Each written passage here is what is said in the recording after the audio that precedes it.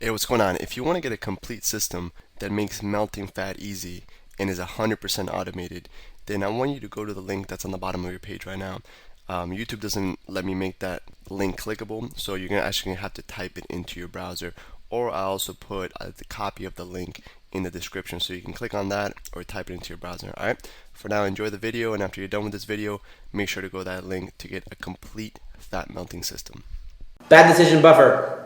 All right, so this concept named Bad decision buffer. is a really good way to minimize any bad decision you're ever going to do. Lessen the damage. Exactly. If you're going to make a bad decision, we're going to make it as least bad as possible, right? We're going to get as close, there's a spectrum, there's good decision, bad decision. We're going to get it as close to good as possible, right? So there's no such thing as a good or bad decision, it's a spectrum, right? And we want to get it as close to good than to bad. So what we're going to do is, in this bad decision buffer, we're going to have a really pre-made ritual for you to do whenever you're having thoughts of making a bad decision, whether it's skipping a workout or whether it's having a certain craving for a certain food, and you're thinking about going to a drive-through or going and getting a certain meal.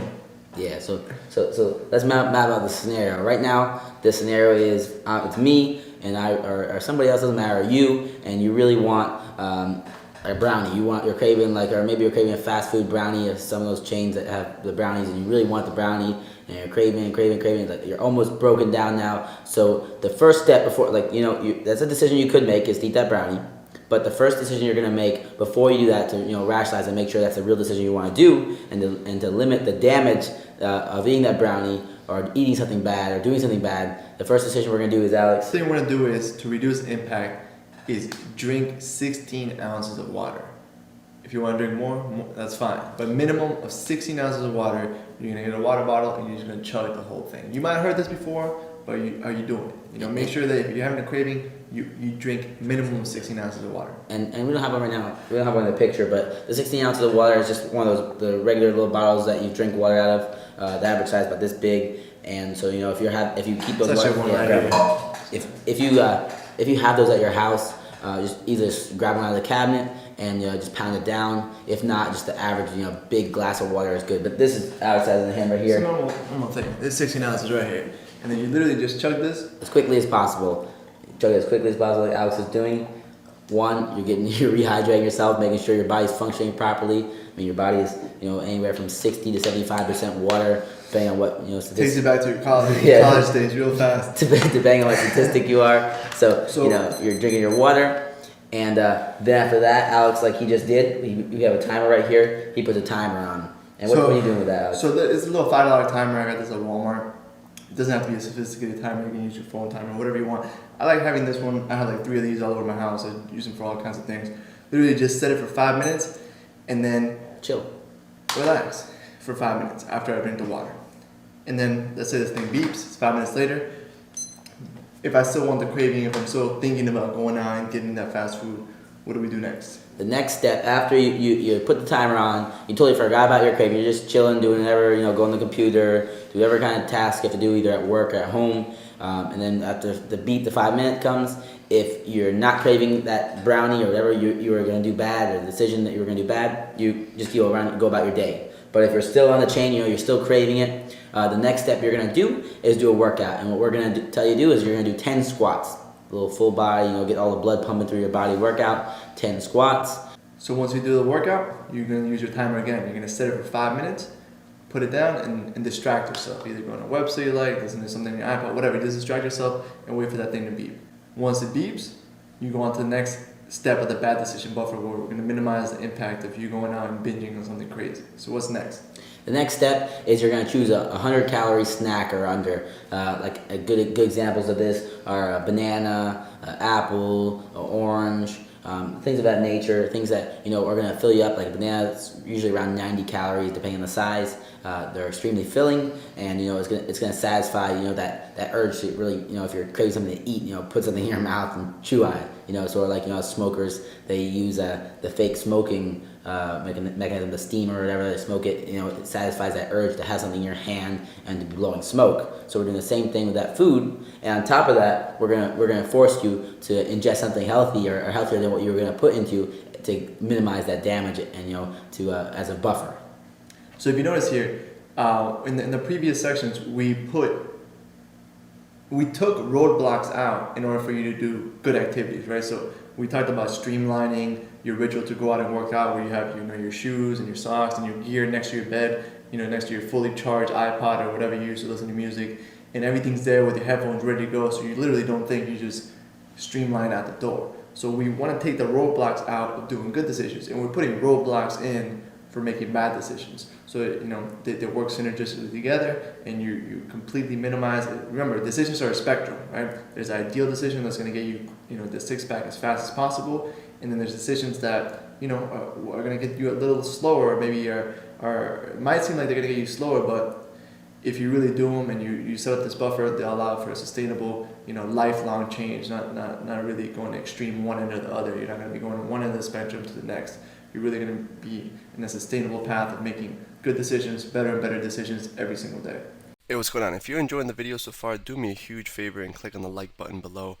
You'll get your good deed for the day out of the way. It helps me out a lot. Also, go ahead and subscribe and leave a comment. Something as simple as good video or I enjoyed the video. It really helps me out with YouTube. Alright, here's the rest of the video.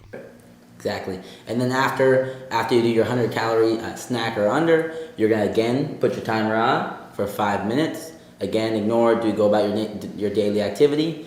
And at this time, obviously, you've decided that you really want this. If you still haven't gotten off your craving, and you're gonna bend a little bit. We're not breaking. This is not considered a break. We're gonna go on on our other concept, which we've learned, or you're gonna learn, which is our bend but not break concept. And we're gonna bend a little bit. Whatever you are craving, you can have a little bit of it. But again, we're not gonna break and gorge ourselves and go crazy. We're just gonna have a little bit of it to satisfy the needs we have, and we're gonna go about our day.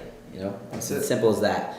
And the beauty of this program and this little flow chart that we're going to give you down below in PDF is that you do this step, you wait. If you still want it, you do the next step. If you don't, boom, you go up, and you're totally fine. You don't need it anymore.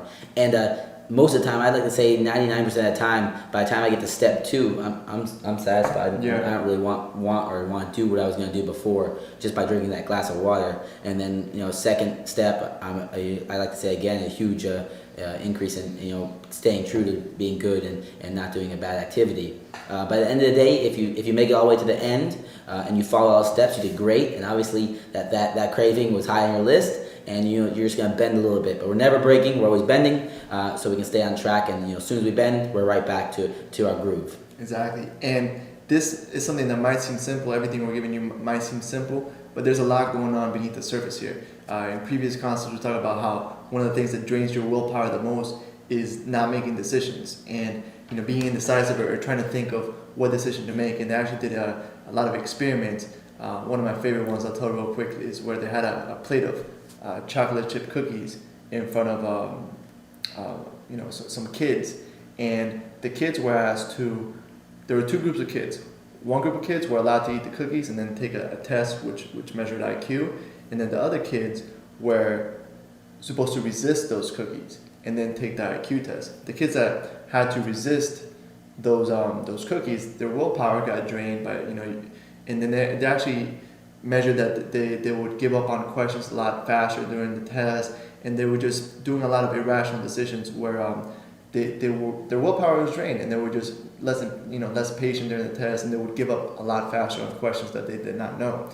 Did another experiment where people were forced to watch a scary movie, and one group was meant to not show emotion, so they were not allowing their emotions to flow during the movie. They were supposed to resist and not get scared or not laugh. They were supposed to use willpower to restrict their emotions, and the other group obviously was allowed to do whatever came naturally.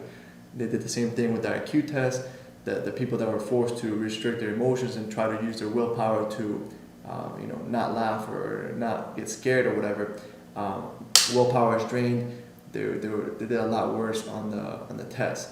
So what we're doing here is we're giving you decisions pre-made. Decisions that are done for you, decisions that are a buffer, so you don't have to think, should I go, should I not go? This is kind of the break. This is kind of the bend. Am I bending? Am I breaking? All that thinking in your head is really draining your willpower, and causing you to eventually break. Yeah, at the end of the day, if you're resisting those cookies like crazy and you don't have any steps like we're giving you right now to go through methodically, you might win that battle right there, but you're gonna lose the war because you've stressed out so much that you win one battle, you win two battles, and then the third battle you break and you gorge and you go on for days and weeks, and now we broke, and that's huge. So this, like Alex said, this little thing is gonna give you huge results. And not so you don't waste your willpower on making decisions. Decisions are done for you. Do this.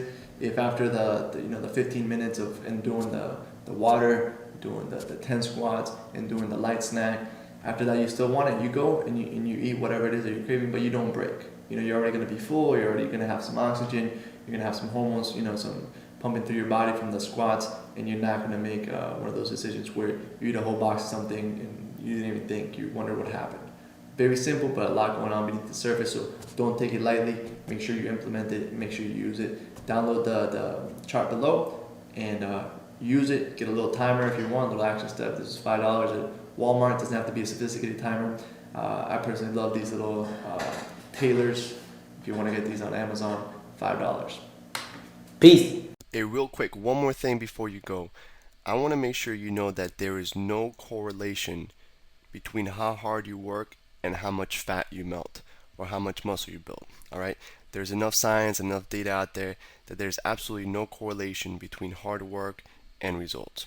All right, there's a difference between movement and achievement. All right, if you want to learn my best tips, what I call the 5% hacks that allow you to get maximum results, maximum fat loss, maximum lean muscle gain, I want you to go to the link that's on the bottom of this page, or you can click on the link in the description. You're going to get a complete system for melting fat in an intelligent and streamlined system. I'll see you there.